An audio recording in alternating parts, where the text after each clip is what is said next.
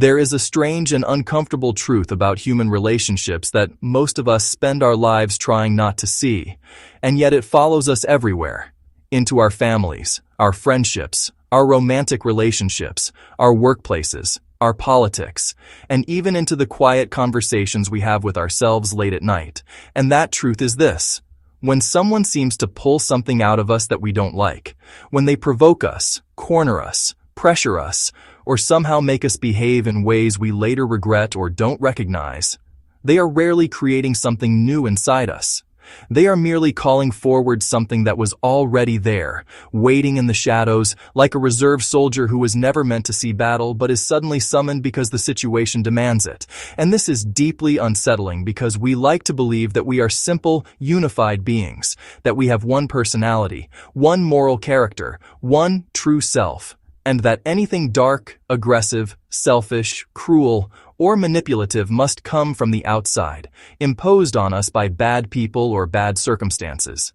But life has a way of revealing that we are not nearly so tidy, that beneath the surface of our polite identities lies a crowded inner world made up of many different selves, many different voices, many different emotional possibilities, some gentle, some frightened, some angry, some tender, some noble, and yes, some dangerous.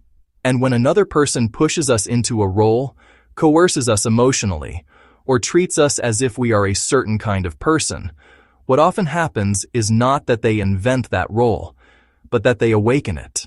You see, from a very early age, we learn which parts of ourselves are acceptable and which are not, which emotions get us love and which get us punished or ignored, which behaviors make us feel safe and which make us feel ashamed.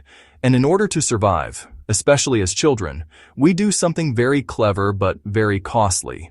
We split ourselves. We push certain feelings, impulses, and desires out of awareness, not because they disappear, but because they don't fit the world we're trying to survive in. And so the angry child, the jealous child, the cruel child, the needy child, the powerful child, the selfish child, the wild child, all get tucked away, locked behind the scenes, while a more acceptable version of ourselves steps forward and says, "This is who I am." And for a while, this works beautifully, because society rewards the manageable self, the reasonable self, the kind self, the productive self. But what we forget is that the parts we bury do not die. They wait, and they wait patiently, like actors backstage, waiting for the moment the script demands them. And here is where other people come in. Because other people, often without realizing it, have a remarkable ability to sense what we have disowned in ourselves and to call it out, not through words, but through the roles they assign us, the expectations they place on us, the accusations they make, the pressures they apply. And sometimes this happens in subtle ways, like someone treating you as if you are always the strong one, until you suddenly feel trapped in strength and secretly resentful, or treating you as if you are the responsible one, until you find yourself angry at everyone's dependence, or treating you as if you are weak, until you feel an unexpected surge of rage and defiance. And sometimes it happens in dramatic ways, when someone projects their own aggression, fear, or shame onto you, and you find yourself acting out something you swore you would never become. And afterwards you think, that wasn't me. And yet it was you, just not the version you like to claim as your identity.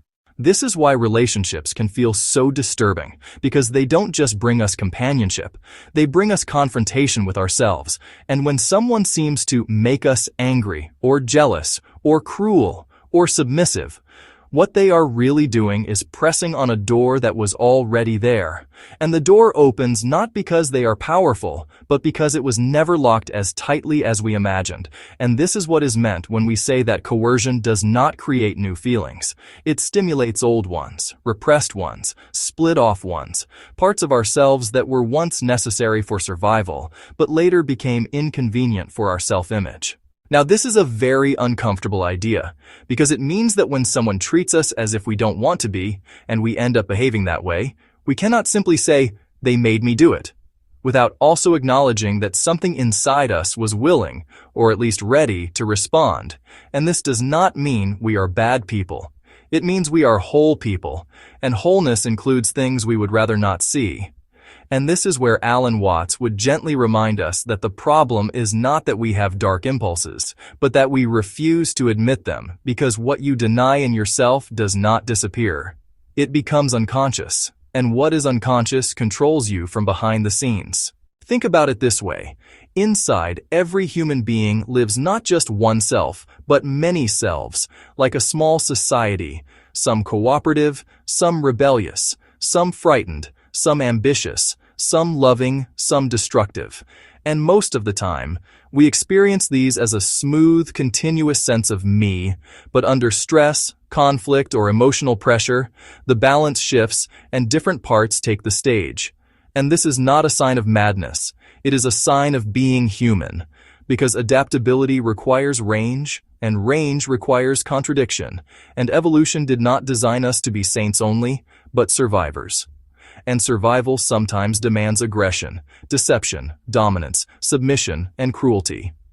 And the tragedy is not that these capacities exist, but that we refuse to acknowledge them, pretending that only bad people have them, while good people do not, which leaves us utterly unprepared when those capacities are activated in us. This is why the most shocking moments in life are often not when others betray us, but when we betray our own image of ourselves, when we hear words come out of our mouths that sound foreign, when we act in ways that contradict our values, and afterwards we are left staring at ourselves wondering, who was that? And the answer is simple and terrifying.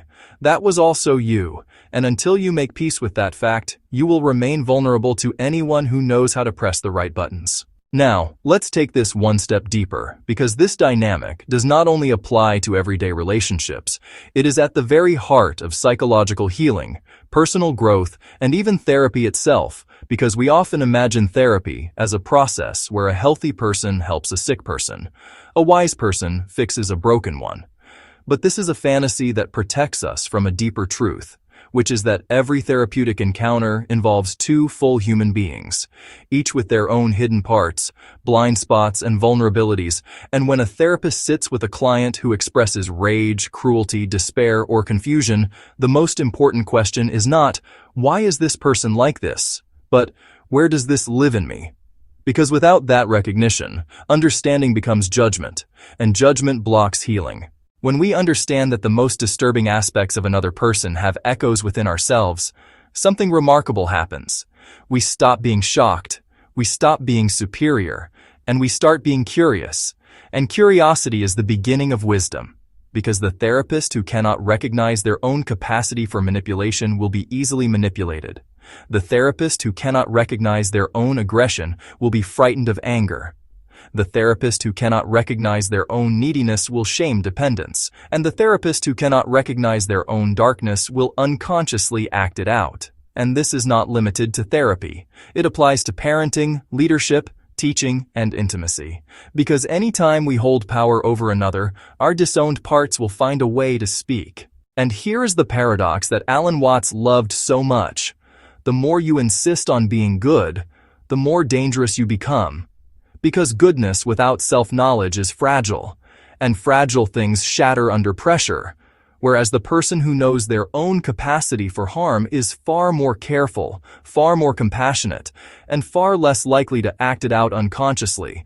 And this is why true morality does not come from denying our inner criminals, but from acknowledging them and choosing, consciously, not to let them run the show.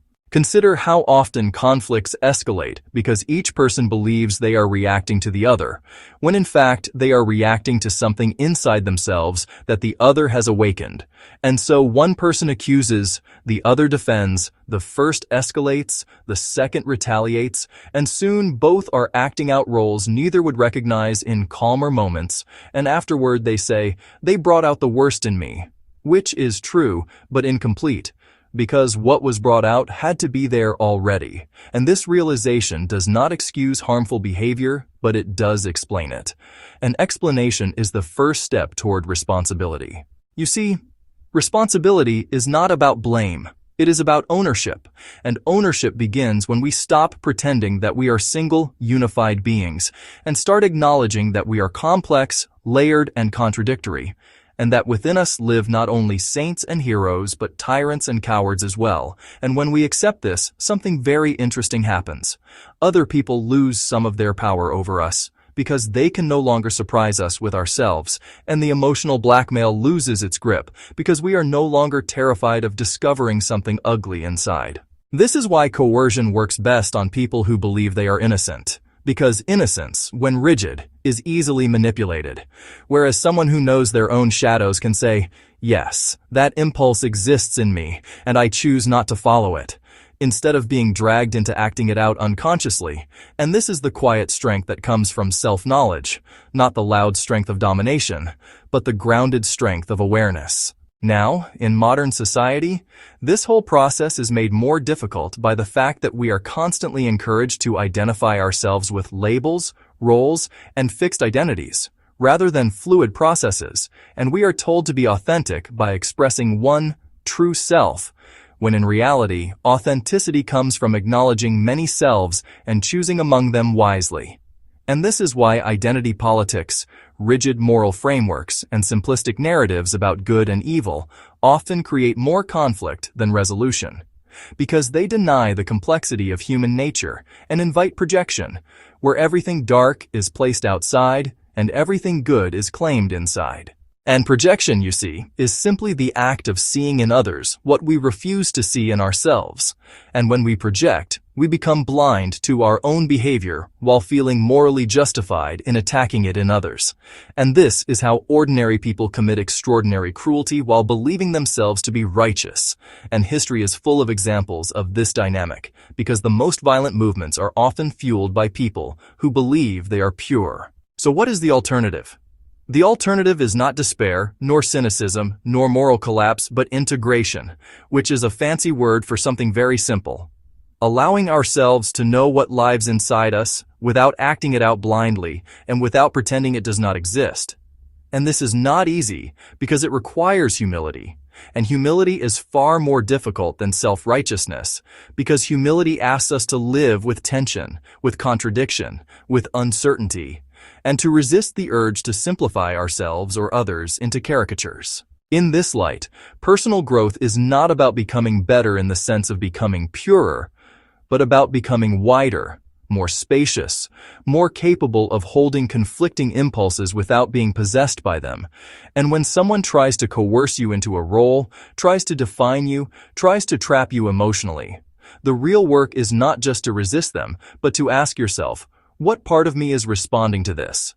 Because that part needs attention, not suppression, and when you attend to it consciously, it loses its compulsive power. And perhaps the most liberating realization of all is this: the people who disturb us most are often our greatest teachers, not because they are wise or kind, but because they reveal something we have not yet integrated.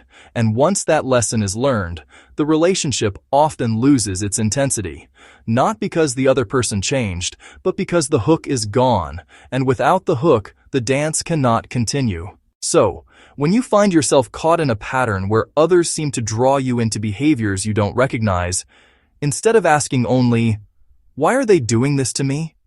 You might also ask, what is this showing me about myself?